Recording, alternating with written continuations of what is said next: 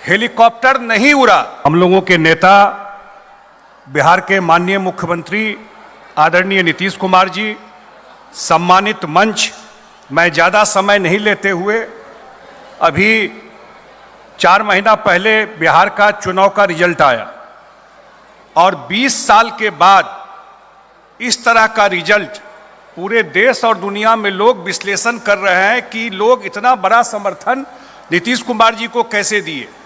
हमको याद है जब चुनाव कैंपेन चल रहा था, हेलीकॉप्टर नहीं उड़ा और मुख्यमंत्री जी का कार्यक्रम सीतामढ़ी में था और मुख्यमंत्री जी पूरा वैशाली, मुजफ्फरपुर, मधुबनी का कार्यक्रम किए और अगले दिन बाय रोड पूरा सीतामढ़ी, मुजफ्फरपुर करते हुए लगभग 1000 किलोमीटर रोड से 2 दिन कैंपेन किए, जब बारिश का मौसम था चुनाव के समय में।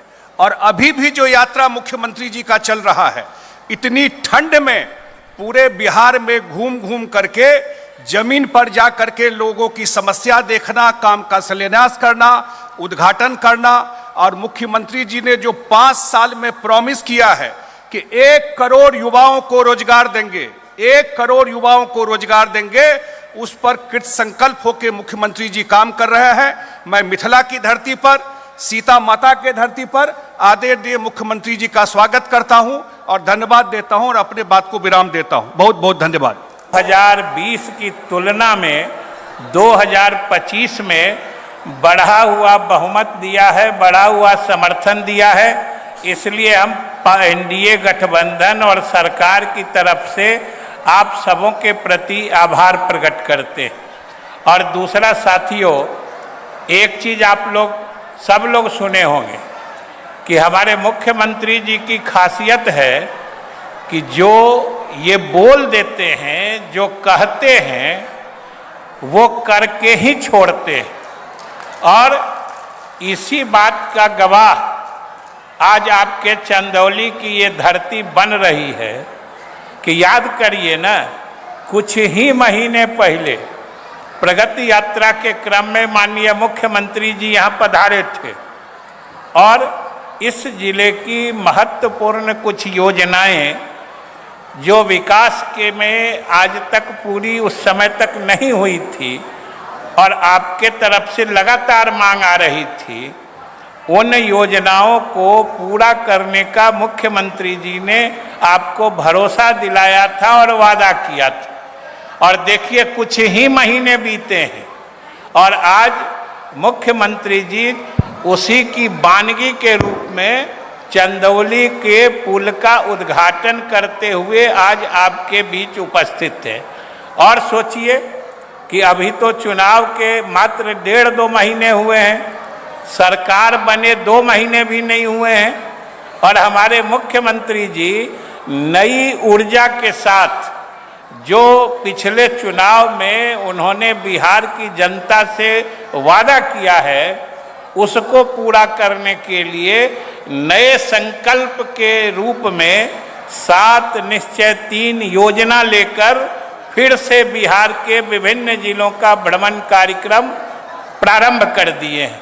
ये हमारे मुख्यमंत्री जी का संकल्प है और ये इनमें संकल्प पूरा करने की जो शक्ति है वो आप समझ सकते हैं। 2 महीने नहीं बीते हैं सरकार बने हुए और आज जो इन्होंने वादा किया है उसको पूरा करने के लिए जिलों में निकल पड़े।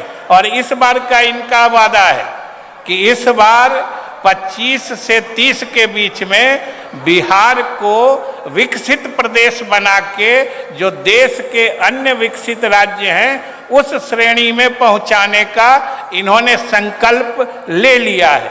और इसीलिए जो 7 निश्चय 3 है उसमें देखिएगा कि बिहार के औद्योगिकरण से लेके और अगले 5 साल में 1 करोड़ युवाओं को रोजगार देने तक की बात मुख्यमंत्री जी ने ठान ली है। और इसीलिए हमने कहा कि ये अगले 5 साल में जो करना है वो भी ठान लिया है और जो महीनों पहले आपसे वादा किया उसको भी आज पूरा करके आपको बताने आए हैं कि जो कहते हैं वो करते हैं। और इसीलिए पिछले 20 वर्षों से साथियों लगातार शासन करने के बाद इनकी लोकप्रियता आज भी 2006 वाली ही नहीं, उससे भी ऊपर है। ये आप हम सभी जानते हैं साथियों। इसलिए हम लोग तो खुद को गर्वान्वित महसूस करते हैं इनके सहयोगी के रूप में काम करने के लिए।